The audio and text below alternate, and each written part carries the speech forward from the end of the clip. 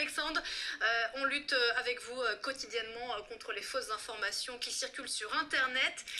Et parfois, il faut le dire, Alexandre, vous recevez des images, des séquences, on peut le dire, assez surréalistes. Ouais, c'est ça, c'est un peu ce qu'on voit dans le monde merveilleux des intox. Plus c'est insolite, plus ça a des chances de marcher en fait, Pauline. Je vais vous montrer une vidéo qu'on a reçue il y a quelques semaines dans la messagerie des observateurs de France 24. C'est un internaute arabophone qui était assez inquiet parce qu'il avait vu cette vidéo. Regarde. لا إله إلا الله محمد رسول الله قامة القيامة هذا تنين في محافظة أبين مديرية مودية لا إله إلا الله شوف على كبر فيه قامة القيامة طبعا هذا في 13 رجب 1439 29 مارس 2018 يا رب استر من عندك يا رب استر من عندك. Alors Pauline, vous croyez au dragon, vous? Alors je n'y crois que dans les contes pour enfants et dans les séries à succès. Ouais, bon en tout cas c'est un peu facile de dire voilà les dragons ça n'existe pas.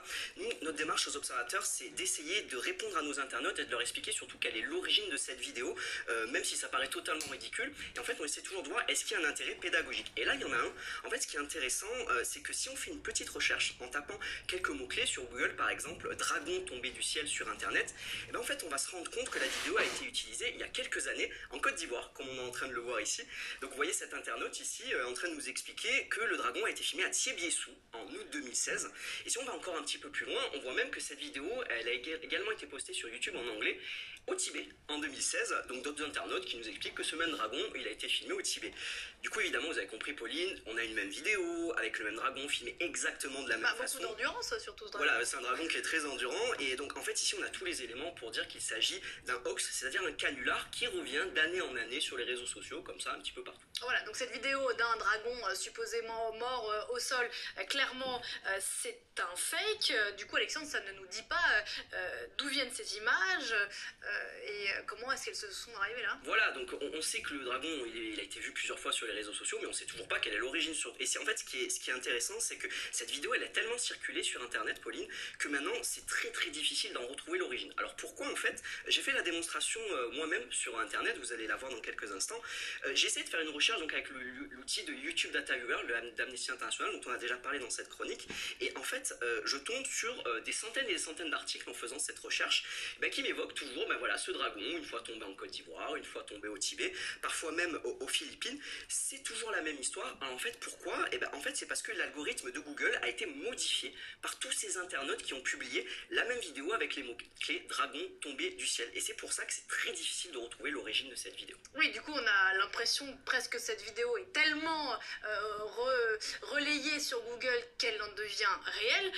Enfin, en tout cas, que l'objet qu'elle présente est réel. Exactement. Du coup, comment on fait pour en savoir plus? On a passé pas mal de temps, pour être honnête. On a tapé des mots-clés sur YouTube, on a essayé de retrouver l'origine et on est tombé sur une vidéo d'une personne que vous allez voir, il s'appelle Juan Villa Herrero. Et en fait, il a publié, vous voyez, donc cette vidéo qui ressemble étrangement à celle qu'on a déjà vue, hein, bien sûr. Du coup, qu'est-ce qu'on a fait? On est allé chercher dans les vidéos publiées par cette personne-là. Et donc, vous voyez, il a même posté des vidéos où, en fait, il travaille beaucoup sur des tournages de films. Et voilà, il a même posté cette vidéo, vous voyez, il explique comment on peut fabriquer un dragon pour des films. Donc, en fait, d'où ça venait? C'était pour une émission espagnole qui s'appelle Cuarto Milenio, qui a été diffusée en 2016 à la télévision espagnole. Donc, en fait, ici, ce qui est très intéressant avec cet exemple, c'est qu'on voit que les outils, ça sert à rien pour vérifier une vidéo. Et surtout, ce qui est super intéressant, c'est que cet intox, d'année en année, elle revient dans toutes les langues. Qu'est-ce qu'a fait l'internaute au départ? Il a juste rajouté sa voix en arabe sur la vidéo pour nous faire croire que cette fois, le dragon était tombé au Yémen.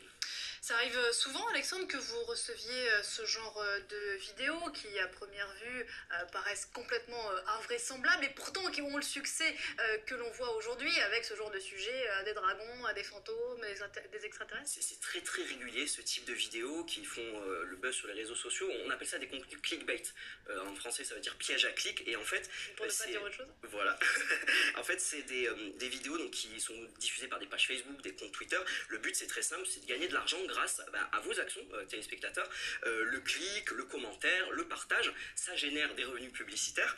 Et ça, ça pose problème parce que ça joue bien sûr sur la crédulité des gens. Je vais vous montrer un autre exemple. Pauline, c'est une vidéo qu'on a repérée la semaine dernière. Cette fois, elle circule en Chine. Et vous allez voir, c'est divin. Regardez.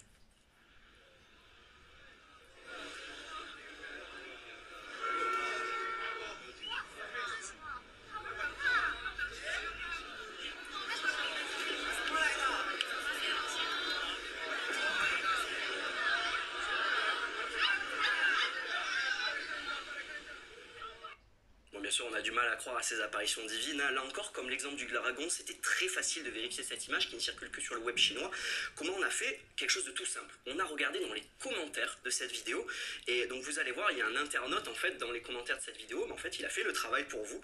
Il a trouvé un article en chinois où on va retrouver exactement la même vidéo, et cette fois, si on la laisse en entier, et ben, en fait on se rend compte que cette vidéo, elle a donc, voilà, on revoit cette vidéo, mais en fait elle a été filmée dans un smartphone, et il s'agissait en réalité d'une publicité pour un jeu vidéo, pour un téléphone portable. C'est quelque chose d'assez régulier ça, hein, d'ailleurs, d'utiliser les jeux vidéo pour diffuser des intox. À ce sujet, je vous propose d'écouter mon confrère Ershad Alijani, qui est journaliste pour les Observateurs de France 24, qui va revenir sur une vidéo truquée dans l'actualité en Turquie. One of the best tools we have for spotting fake news is our own eyes. This video got my attention because it's shared a lot on social media. People who publish it claim it shows a drone attack by the Turkish army in Afrin, Syria.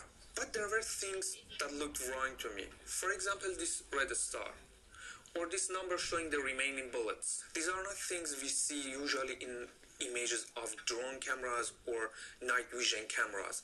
It looks more like a video game to me. So the first thing I did was looking at the official images of drone attacks by the Turkish army.